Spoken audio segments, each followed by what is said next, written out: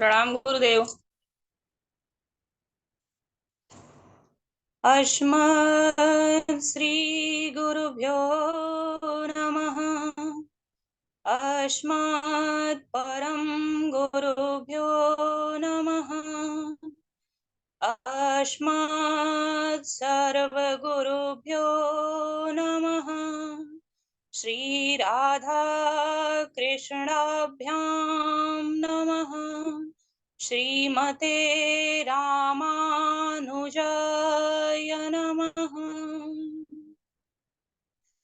लंबोदर परम सुंदरमेकदंतम्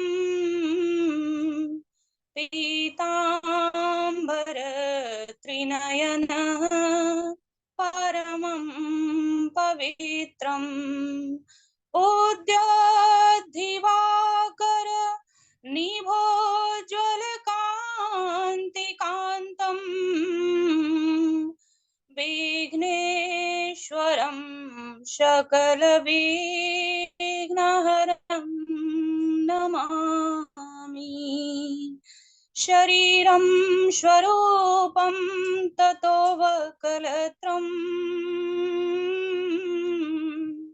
यशश्चारुचित्रं धनं मेरुतुल्यम् मनश्चेन लग्नं श्रीगुरुरङ्घ्रिपद्मे ततः किं ततः किं ततः किं ततः किं नारायणं नमस्कृत्य नरं चैव नरोत्तमं देवीं सरस्वतीं व्यासं ततो जयमुदीरयेत्।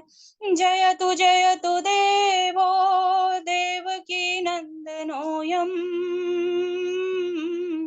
जयतु जयतु कृष्णो वृष्णिवंशं प्रदीपः। जयतु जयतु मेघ श्यामलः कोमलाङ्गम्। जयतु जयतु पृथ्वी भारनाशो मुकुन्दः। रामाय रामभद्राय रामचन्द्राय वेधसे रघुनाथाय नाथाय सीताया पतये नमः। अञ्जनानन्दनं वीरं जानकी शोकनाशनं कपीशमक्षहन्तारं वन्दे लङ्काभयङ्करम्। मूकं करोति वाचालं पङ्गुं लङ्घयते गिरिं यत्कृपातमहं वन्दे परमानन्दमाधवम्। बुद्धिहीन तनु जानिके सुमिरो पवन कुमार बल बुद्धि विद्या देहु मोहि हरहु कलेश विकार। भक्ति भगवंत गुरु चतुर नाम बपु एक।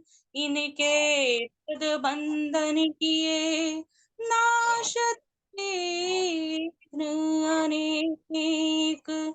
नाशत विघ्न अनेक।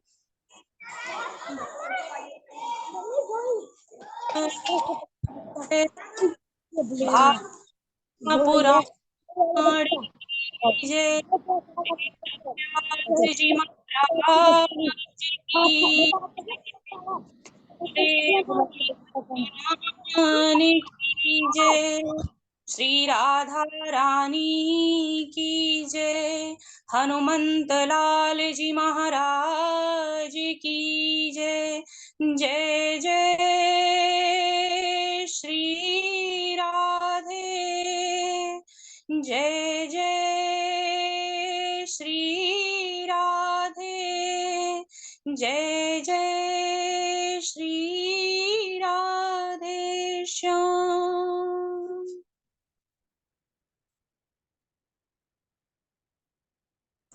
अनंत कोटि ब्रह्मांड नायक,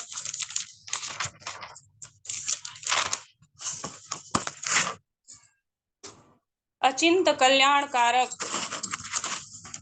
गुणगण निधान, सर्वेश्वर, सर्वाधिपति, अकारण करुणा कारक, अकारण करुणा वरुणालय, सकल जन कल्यशापहारक, परात्पर, अनंत कोटि कंदर्प, दर्प, दलन, पटियान, निर्गुण निराकार, सगुण साकार, जगदैक बंधु, करुणैक सिंधु, श्री राधा रानी एवं श्री कृष्ण के युगल चरणार विंदों में दासी का प्रणाम।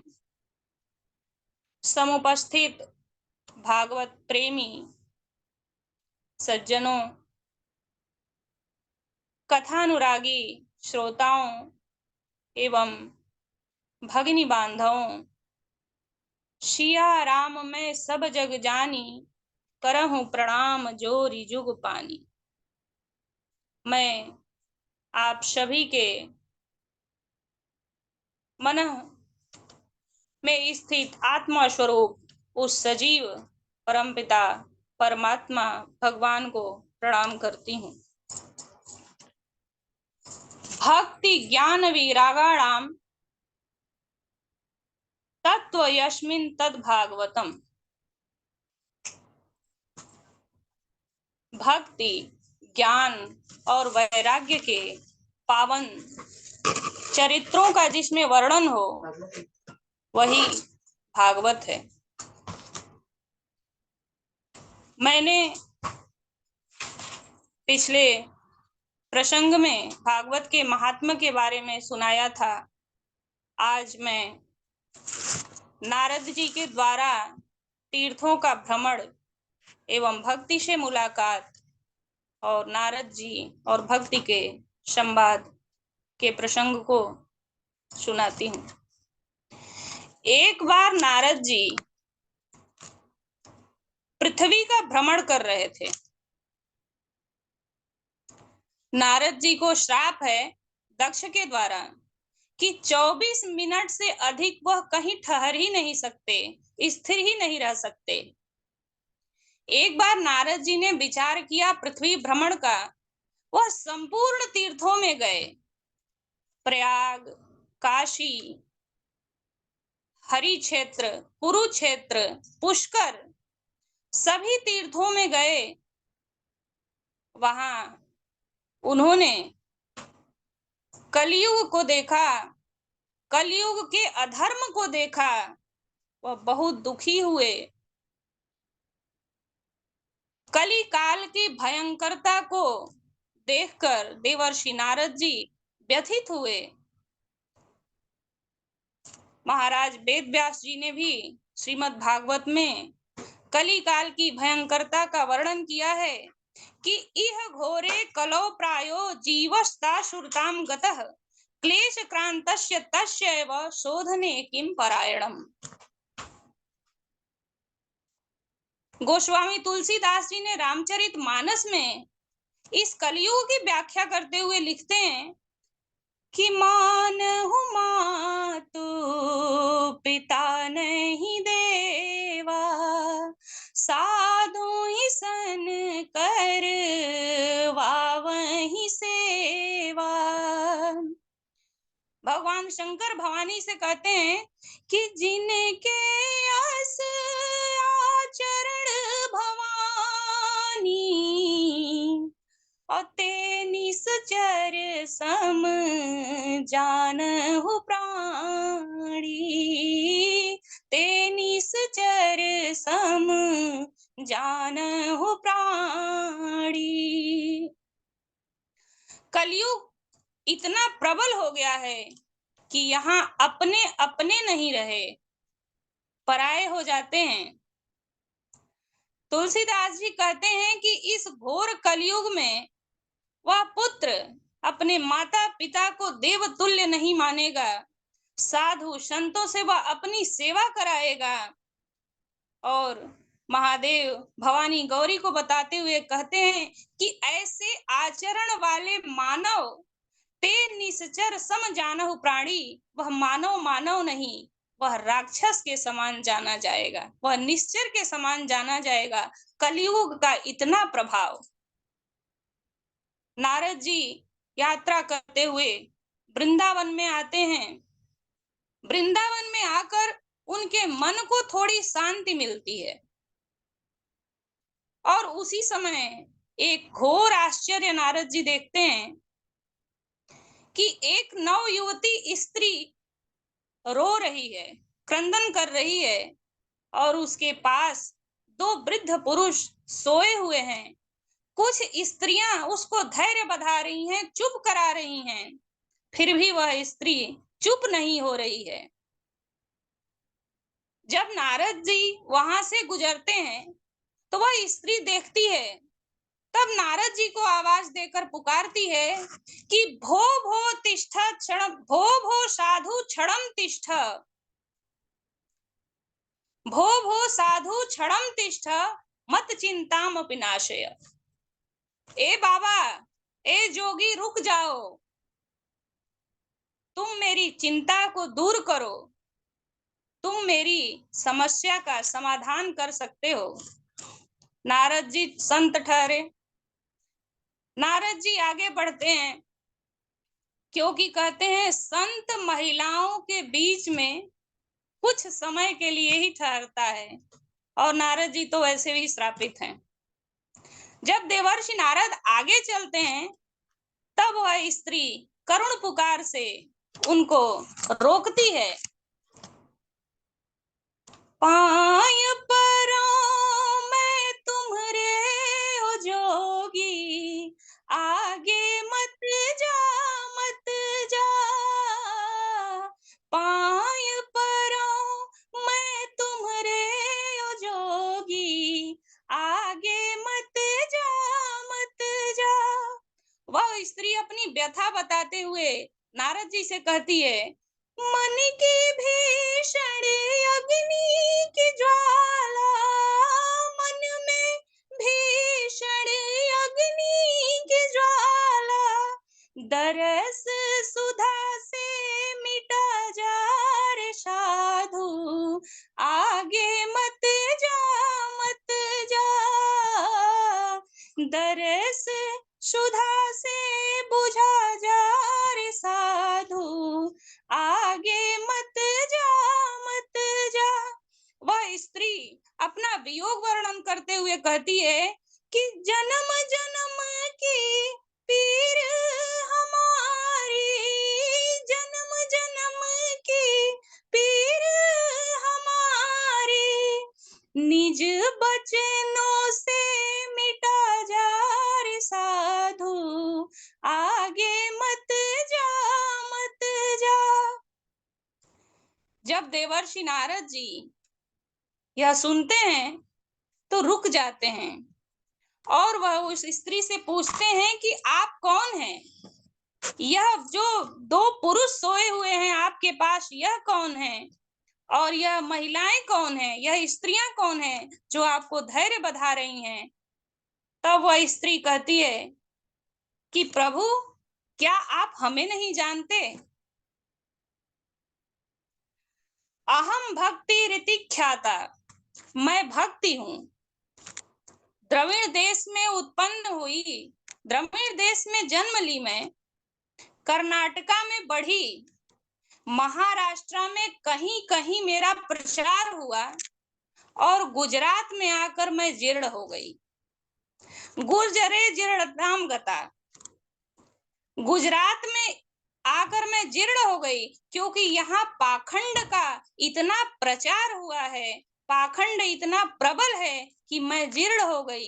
किंतु पुनः वृंदावन में आकर मैं नवयुवती हो गई। वृंदावन धन्य नगरी। भक्ति ने कहा कि वृंदावन में आकर मैं नव यौवना हो गई, किंतु मेरे दुख का कारण यह है कि यह हमारे दो पुत्र जो वृद्धावस्था को प्राप्त हुए हैं, यह नवयुवक नहीं हुए। एक माँ के सामने उसके पुत्र वृद्धावस्था को प्राप्त हो जाएं, जीर्णता को प्राप्त हो जाएं, तो उस माँ के अंतः वेदना का अंदाजा लगाया जा सकता है। क्योंकि माँ कभी नहीं चाहती कि उसका पुत्र उसके नेत्रों के सामने, उसके आंखों के सामने दुख को प्राप्त करे। नारद जी कहे, मैं समझ गया कि यह कलयुग का प्रभाव है। कलयुग में सब कुछ उल्टा हो रहा है, कुछ भी वेद के अनुकूल नहीं हो रहा है। तरुणे प्रहुता गेहे श्यान को बुद्धिदायक। तब भक्ति ने कहा कि प्रभु, जब सब कुछ कलयुग में उल्टा हो रहा है, तब राजा परीक्षित ने इस कलयुग का वध क्यों नहीं कर दिया? नारद जी ने कहा कि महाराजा परीक्षित बहुत चतुर हैं। उन्हें निश्चित हो गया था कि कलयुग में अनेकों दुर्गुण हैं, परंतु एक गुण सबसे बड़ा है कलयुग में, जो किसी भी युग में नहीं है। यत्फलं नास्ति तपसा न योगी न समाधिना तत्फलं लभते सम्यक् कलौ केशव कीर्तनात्। कलौ केशव कीर्तनात्। जो फल तपस्या से नहीं, समाधि से नहीं, योग लगाने से भी नहीं प्राप्त हो सकता है, वह फल कलयुग में भगवान के नाम का स्मरण करने से, संकीर्तन करने से, कलौ केशव कीर्तनात्, भगवान के नाम का कीर्तन करने से वह फल प्राप्त हो सकता है सरलता के साथ। देवर्षि नारद ने कहा कि भगवान अन्य युगों में करोड़ों करोड़ों वर्षों की तपस्या से भी नहीं प्राप्त किए जा सकते, जितना कि कलयुग में भक्ति द्वारा श्रम करने पर बहुत ही सहजता से मानव को प्राप्त हो जाते हैं। महाराजा परीक्षित कलयुग के इस गुण को जानते थे, इसलिए उन्होंने कलयुग का वध नहीं किया।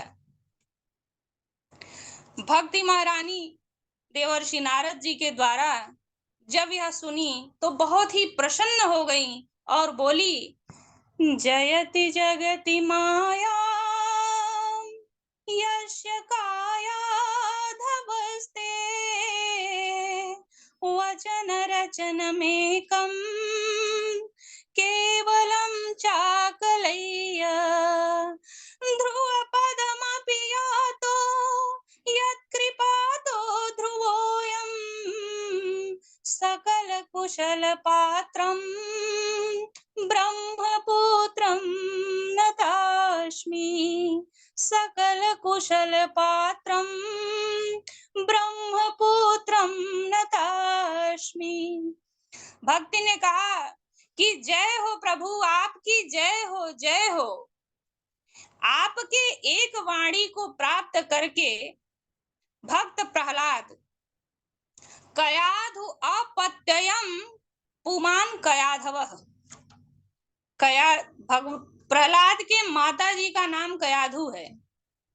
भक्ति ने कहा कि कयाधु पुत्र प्रहलाद ने आपकी एक वाणी को प्राप्त करके जगत के माया को जीत लिया।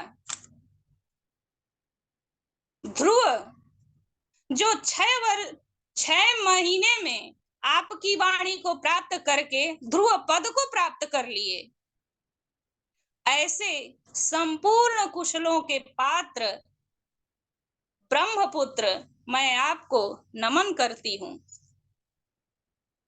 नारद जी ने कहा, तुम चिंतित क्यों हो रही हो? वृद्धा खेसे से बाले अहम चिंता तुरागतम। तुम चिंतित क्यों हो रही हो? तुम्हें भगवान के चरणों का स्मरण करना चाहिए, कीर्तन करना चाहिए, चिंतन करना चाहिए। इस पृथ्वी पर कोई भी ऐसा न संत है न महंत है जो आपके दुखों को दूर कर सकता है।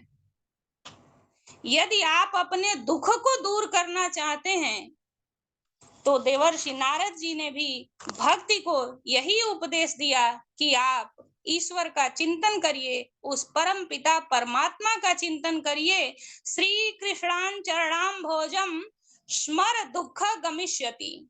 श्री कृष्ण के चरणों का स्मरण करो, दुख अपने आप दुखम गमिष्यति दूर भाग जाएगा।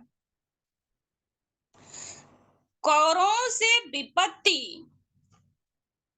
के विपत्ति से द्रौपदी की लाज बचाने वाले भगवान कहीं गए नहीं हैं। गोप लताओं का संरक्षण करने वाले वह भगवान कहीं गए नहीं हैं, वह हमारे बीच में ही हैं। और भक्ति, तुम तो उनकी सबसे प्रिय हो। भक्ति रानी, तुम तो भगवान की सबसे प्रिय हो। सुंदरी कृष्ण वल्लभा, तुम्हारे पुकारने पर तो भगवान नीच से नीच व्यक्ति के घर भी चले जाते हैं। अर्थात भगवान को प्राप्त करना है तो भक्ति करनी ही पड़ेगी। भक्ति को नारद जी ने श्री कृष्ण के चरणों का स्मरण करने का, कीर्तन करने का उपदेश दिया। भगवान जानते हैं कि सतयुग में, त्रेता युग में, द्वापर में ज्ञान वैराग कुछ न कुछ करके प्राप्त कर लेंगे, परंतु इस घोर कलयुग में भगवान को सिर्फ और सिर्फ भक्ति के द्वारा ही प्राप्त किया जा सकता है।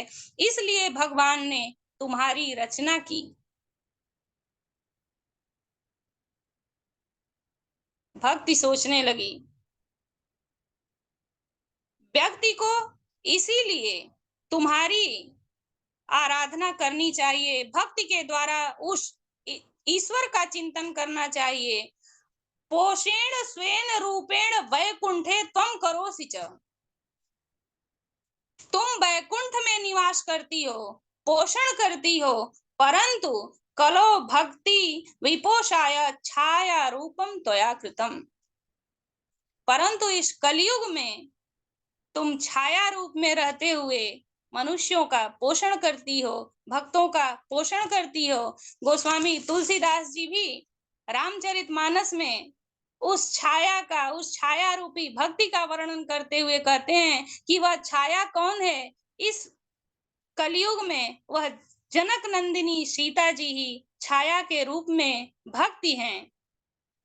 गोस्वामी तुलसीदास जी लिखते हैं कि निज प्रतिबिंब राखित सीता, निज प्रतिबिंब राखित सीता, तैसे रूप शील सुविनीता, तैसे रूप शील सुविनीता।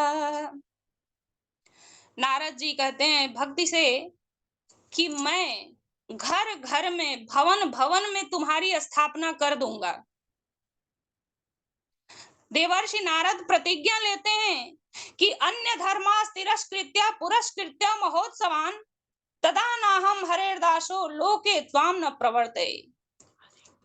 अर्थात मैं प्रत्येक मनुष्य के हृदय में तुम्हारा निवास स्थान बना दूंगा, प्रत्येक घर में तुम्हें स्थापित कर दूंगा, जन जन में तुम्हें स्थापित कर दूंगा। और यदि मैंने ऐसा नहीं किया तो मैं भगवान का भक्त नहीं।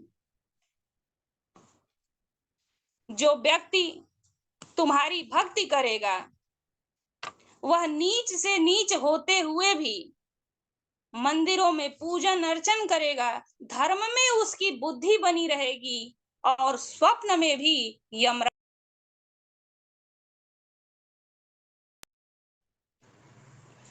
के पास भक्ति होगी, उसके पास भूत प्रेत पिशाच आदि का प्रभाव नहीं होगा। भक्ति ने कहा ये सब तो ठीक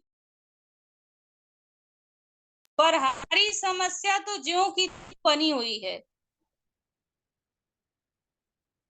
हमारे दुख का जो कारण है, हमारे ये दो वृद्धावस्था को प्राप्त पुत्र हैं, हमारी समस्या तो जैसी की तैसी बनी हुई है, बाबा इसका समाधान करिए।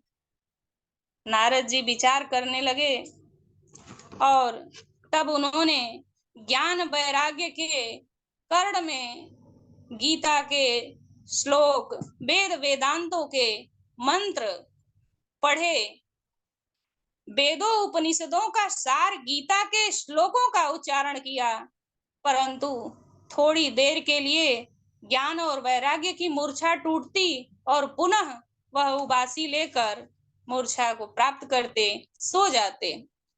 नारद जी ने विचार किया कि अब क्या करें। तब उन्होंने सोचा कि भगवान के नाम का स्मरण करते हैं, और फिर देवर्षि नारद ने भगवान के उस चरणावृंद का चिंतन करते हुए कीर्तन किया। गोविंद मेरो है, गोपाल मेरो है, गोविंद मेरो है, गोपाल मेरो है, श्री वृंदावन चंद्र नंदलाल मेरो है, गोविंद मेरो है, गोपाल मेरो है। और जैसे ही देवर्षि नारद ने भगवान का चिंतन करना प्रारंभ किया, गोविंद का स्मरण करना प्रारंभ किया, कि उसी समय आकाश से आकाशवाणी हुई कि हे देवर्षि नारद, आपका उद्यम सफल होगा, किंतु आपको इन्हें जगाने के लिए सत्कर्म करना पड़ेगा। नारद जी सोचे, अरे बाप रे, अब ये सत्कर्म क्या होता है। नारद जी सोचे, मैं कर्म जानता हूँ, विकर्म जानता हूँ, अकर्म जानता हूँ, परंतु यह सत्कर्म क्या होता है मैं तो जानता ही नहीं। नारद जी ऐसा विचार करके बहुत से अनेकों साधु संतों से इस सत्कर्म के बारे में पूछा, लेकिन किसी से भी संतुष्ट उत्तर प्राप्त नहीं हुआ। सभी ने कहा कि आप जैसे विद्वान को जब नहीं पता है तो हमें क्या पता रहेगा। तब देवर्षि नारद ने विचार किया कि बद्रिकाश्रम चलते हैं और वहीं जाकर तपस्या करेंगे।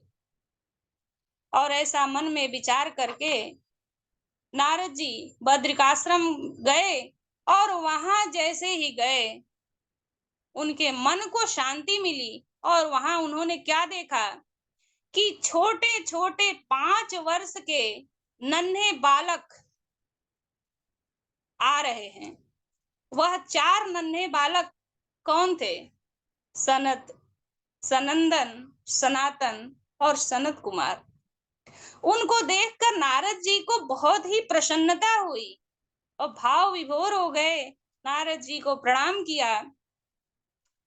गोस्वामी तुलसीदास जी ने उन नन्हे बालकों की श्री रामचरितमानस में क्या वर्णन किया है कि रूप धरे जनु चारे वेदा, चारों वेद के समान जिसका रूप है, कि रूप धरे जनी चारे वेदा, समदर्शी मुनि विगत विवेदा, समदर्शी मुनि विगत विवेदा।